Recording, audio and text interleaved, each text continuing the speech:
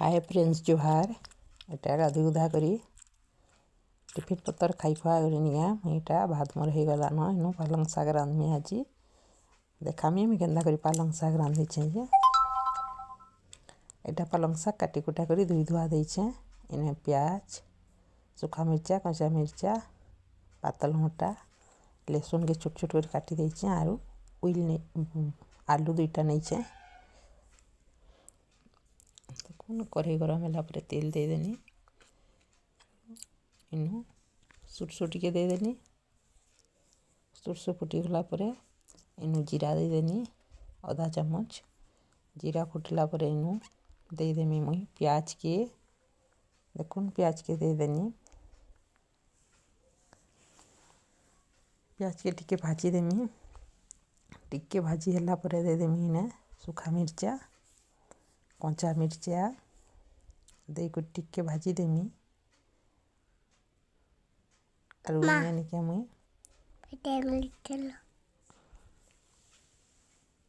तापरे दे देमी ने मुई लहसुन के छोट छोट करी काटी छे लहसुन टिके दे करी भाजी देमी भाजी हला परे ने इनु मुई आलू के देमी आलू के यहाँ दे देनी देखो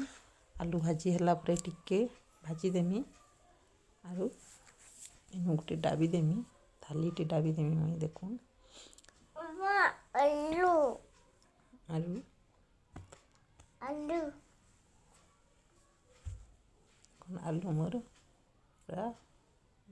अधा भाजी हो गला न सीझी जाइए अधा इनु मुई क्या हल्दी टिके दे देमी देखुन तापरे दे देउछे इने टिके नून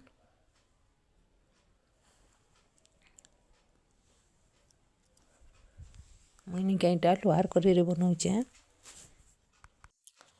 आलू के टिके एंता उलट पालट कर भाज देमी अधा तो आलू सीझी जाइए इनु दे देमी पातल घंटा देकरी टिके मिसे मिसा देमी आर इनु फिर टिके थाली खापी देमी जेनटा कि आमर आलू पातल घंटा सीझी जीवा